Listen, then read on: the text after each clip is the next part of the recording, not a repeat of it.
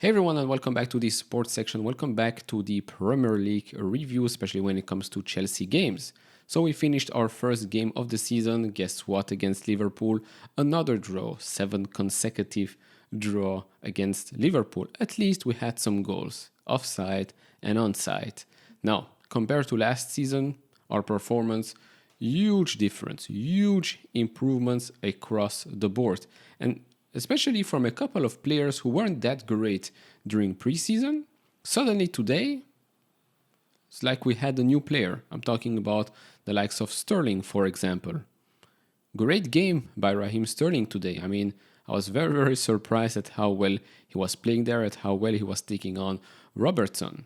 Now, overall, Enzo Fernandez, incredible game. Chilwell, incroyable. Incredible game by Chilwell. Of course, when it comes to injury management, makes sense to take him off a little bit. Reece James, another great performance by him as captain of this Chelsea team. Unfortunately, he had to go off. Hopefully, it's not a serious injury. It does not look like a serious injury, but hey, you never know. Thiago Silva, this guy just ages like fine wine. Disasi, scorer of the goal. Very good game for him. First game at Stamford Bridge. First game for Chelsea officially. For Chelsea, same with Levi Colwill. First half, he had some issues with Mohamed Salah, but after that, played pretty well as well. Then when it comes to Nicholas Jackson, I mean, he's the real deal. Let's be honest. I'll admit when I'm wrong. At first, when we were linked with him, and then when he signed him, I was like, who is this guy? Why are we signing him? Why not someone else? But during preseason, he already convinced me, and now, first game of the season against Liverpool, he gives us that extra edge in attack. Lots of movements, dynamic, speed.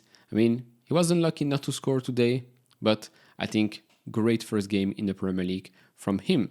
When it comes to Conor Gallagher, same thing here. First half, had some issues. Second half, great ball recoveries. Again, he gives his all when he's on the pitch.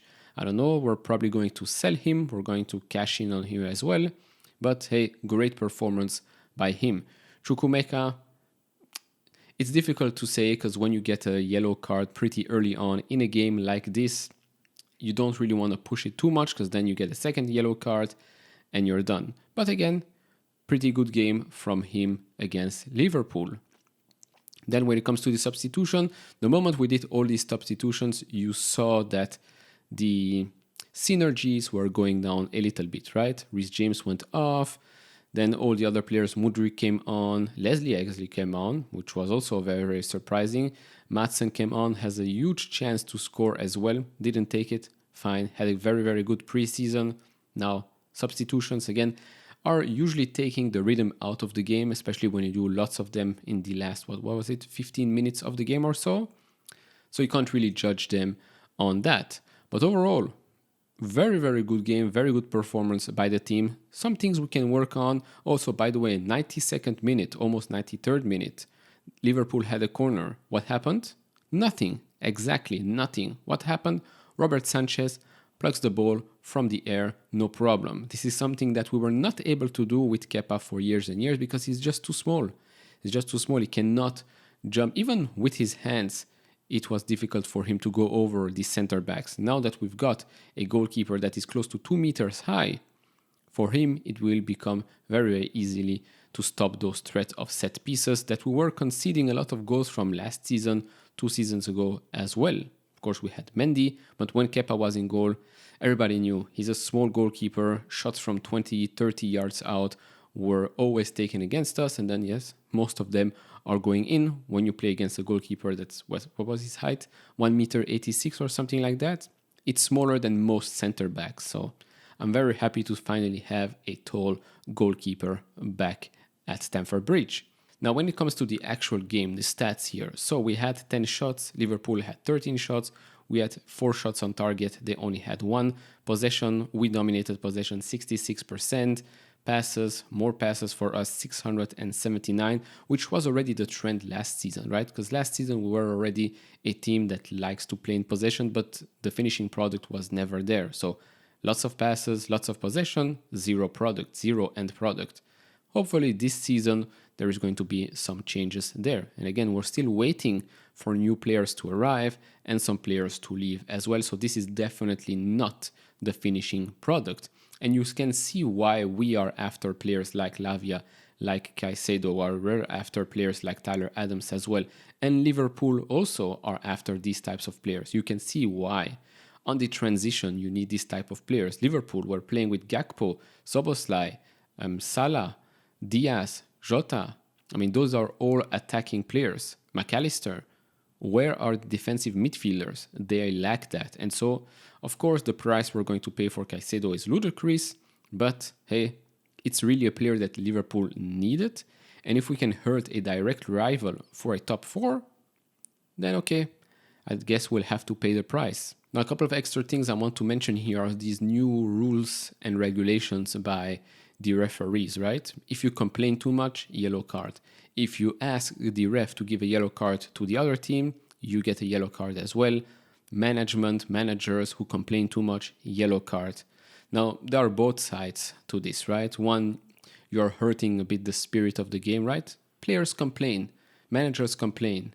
Now, if you're going to put them into handcuffs every single time, you're going to lose the spirit a little bit. And then if you go too far, then you're just going to give red cards every single game because, well, players complain. It's going to be difficult to manage this.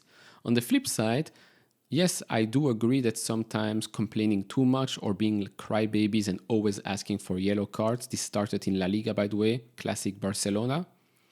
I do think that this was an issue that should have been tackled a long time ago. I'm happy they're doing this right now.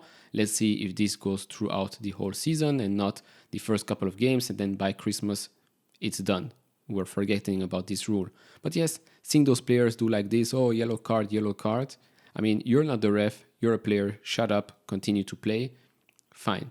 But I don't think you always have to give them on the first time yellow card. Tell them, next time you do me like this, do me like this. Remember Kevin Hart?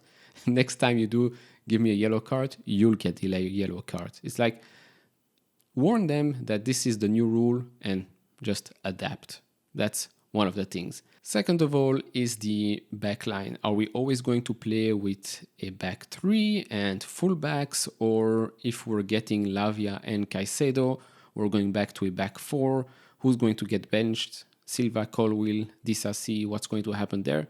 Remains to be seen, right? Because if we get Caicedo, probably Caicedo, Enzo in the midfield, and then things will change either back 4, back 3, no fullbacks, yes fullbacks, and in attack as well. Remains to be seen because now that we have lots of players that can play in different positions, we can adapt, right? We can adapt, but we don't want to be changing our formations each and every game like last season, right?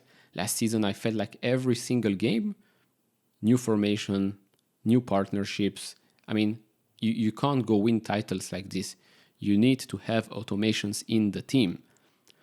So yeah, remains to be seen. We're still, 2.5 weeks from the transfer deadline. Hopefully we'll get everything done in a week or so, and then we start building, start selling all the players as well, and let's start building those automations, the passes, the runs, shots, etc., etc.